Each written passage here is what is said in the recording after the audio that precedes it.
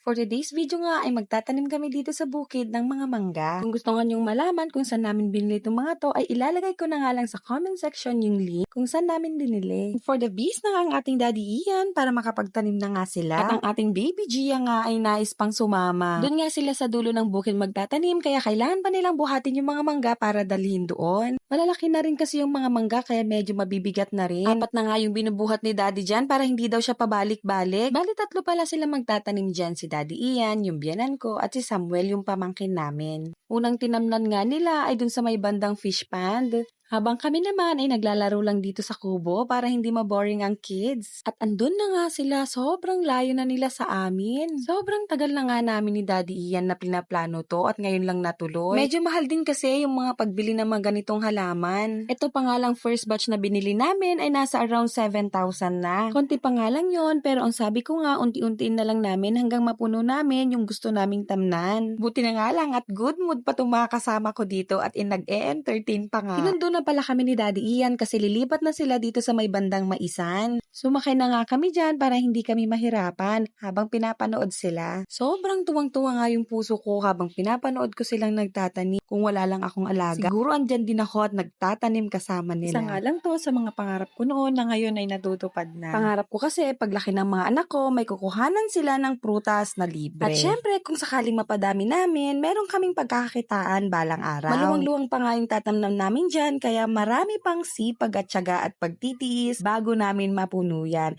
Kaya sa mga nanonood ng mga videos ko dito sa Facebook, salamat po ng madami sa suporta ninyo. At itong mga kasama kong bata ay naglaro na.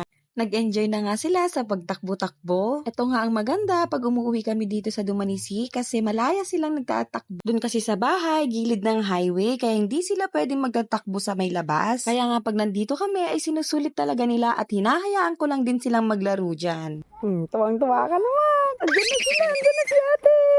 Andiyan na si ate! Diyos at